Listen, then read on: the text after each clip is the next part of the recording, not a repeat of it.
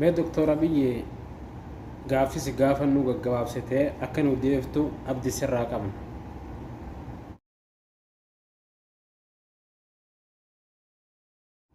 Seerrafta Doktor Abiyyi gaaffiis gaafannee rafuu jirta. Ajaa'iboo qabda akka.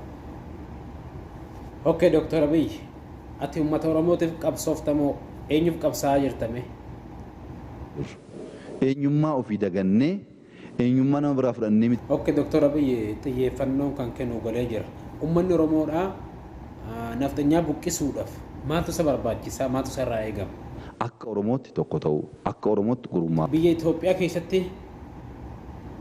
keessatti kan rakkatee fi kan salphate eenyu? Mo'ate uummata Oromoodha. Kan salphate kan rakkate kan hidhame kan yoo tokkummaadhaan ka'e eenyu kan mo'atu? Mo'ate uummata Oromoodha. Mee Doktor Abiyyi sihii wal qabatee uummanni bilchiginnaadhaa uummata Oromoodhaa maaliin mo'achuu dadhabate? Burqaa injifannoo wallaalurraa kan ka'udha. Asitti immoo baay'ee na kufalchiiftee jirti. Mee xiqqoo rafi.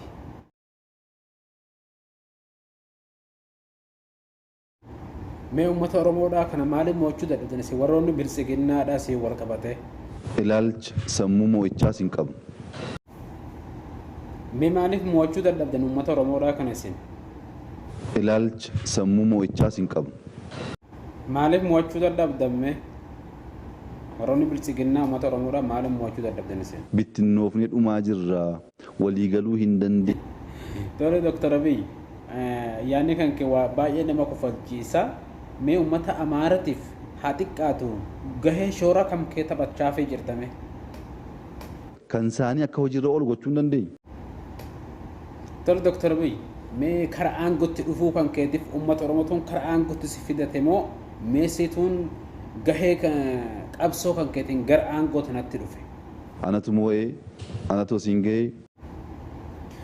Doktor Abiyyi amma ilaalcha sammuu moo'ichaadhaa hin qabnu jetteen turre ragaa sanuu si fidaa kunooti.